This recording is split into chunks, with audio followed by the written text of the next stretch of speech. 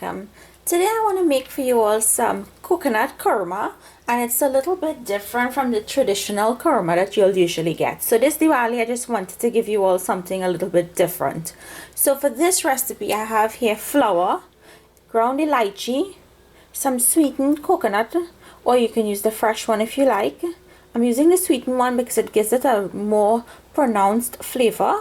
I have some coconut milk powder, some cinnamon, condensed milk, cold butter, and you'll need some water to bring this together. So I'm going to start by adding a little bit of elychee to my flour and my cinnamon powder. Mix this in to combine. Next, add in your cold butter, and you're going to mix your butter into your flour until it resembles fine breadcrumbs. Now you're going to add in your coconut powder, and if you wanted to knead this with coconut milk you could, but I prefer the taste of the powder, and your condensed milk. Now you want to mix all your ingredients together, and then you're going to knead this with enough water to create a firm or very hard dough. And I have 1 cup of water here. I'll tell you guys how much I use, but depending on the brand of flour that you're using and the climate that you're in, you may or may not need more or less than what I use. So you have to do this by feel. So once it feels really stiff or really hard, that's how you know your dough will be ready.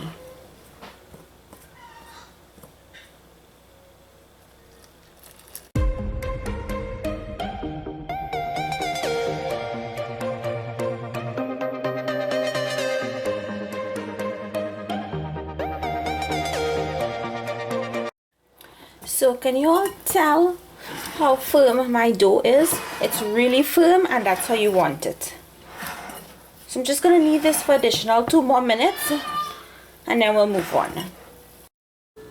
Next, you're going to flour your surface, and you're going to roll out your dough into about a 1/4 inch thickness, or however thick you like to make your kurma.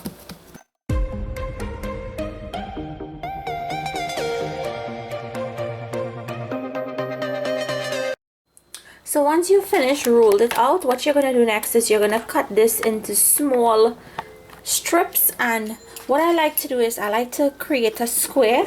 So I just cut the ends off, and you can always put the ends back together. You're not going to waste that. And I do it this way so that I can get nice even strips of kurma. So just put the rest back together, and then we'll roll this out, and we'll do the same procedure again when we're finished. So to this, you just go ahead and you cut it into strips. And I like using my pizza cutter because it makes it more efficient. One, you don't have to use a knife that will cut your cookie pan or whatever. You may cut this on, or maybe your cutting board, or even your cutting surface. You're not going to damage that. Now you're going to cut it in the opposite direction. You cut them how big you want them. So now all you do now is fry. You also want to test your oil, because sometimes your oil can be too hot, and if your oil is too hot your kurma will not come out nice.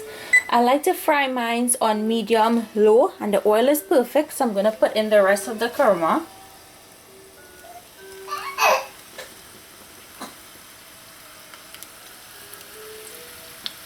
So you have to fry these low and slow, because you want to be able to get a nice crunchy, flaky, crispy kurma.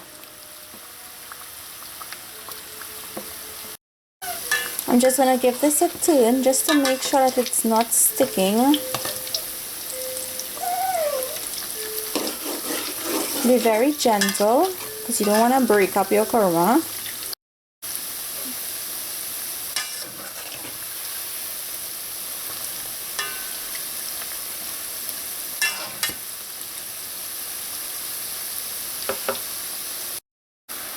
So my kurma is taking on a very nice brown color. I just wanted to get a little more brown before I take this off. So the first cup of kurma is finished. I'm just going to drain them on paper towels, and I'm going to continue to fry the rest of the kurma.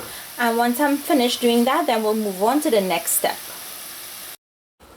Okay, so here I have my kurma, and one tip, and I always say this, I like to mix it in a plastic bowl, because when the sugar sticks to the plastic bowl, it's easier to come off than when you mix it in a metal or glass bowl. That sugar takes forever to come off. And here I have 1 cup of sugar, a 1/4 cup of water, so I'm going to add those things to my pot.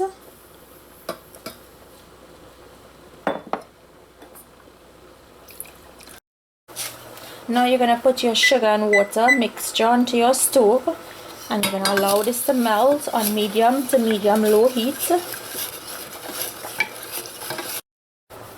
So the sugar crystals have completely dissolved. Now we're going to wait for this to start to crystallize, and I'll show you all when it's ready. Okay, so now the sugar is bubbling up, and that's what you want. You want those bubbles to form. And now at this point you want to keep an eye on your sugar, because you wouldn't want it to crystallize too much. Okay, so the sugar is where I want it to be. If you run your spoon along the edge of the pot, you'll see those snowy bits or white bits. I don't know if you all can see it, but I can, on the edge of your spoon. So I'm going to go over now to the kurma, take this over, and pour your syrup onto your kurma.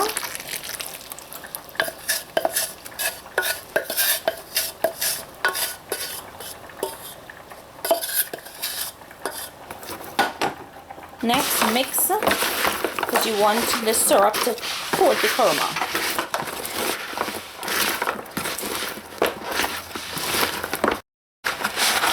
And you will see how that kurma, that sugar is coating and crystallizing on the kurma. That's what you want. So just keep mixing this until all of your sugar has hardened or coated your kurma.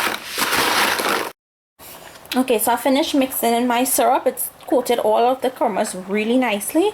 Now all you do is let this cool, and then you can go ahead, and this will be ready to eat or ready to serve. So I'm just gonna bite one of the kurma for you all to hear how crunchy it is.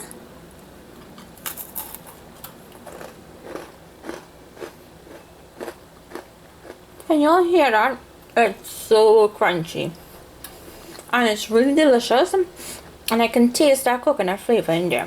So here you have it, my coconut kurma. Can you all see how good that looks? It's fully coated with that sugar syrup. So I hope you guys try this recipe. Make it and let me know down below if you like it. If you make any changes or you do anything differently with yours, or if you do make this, let me know how you make it.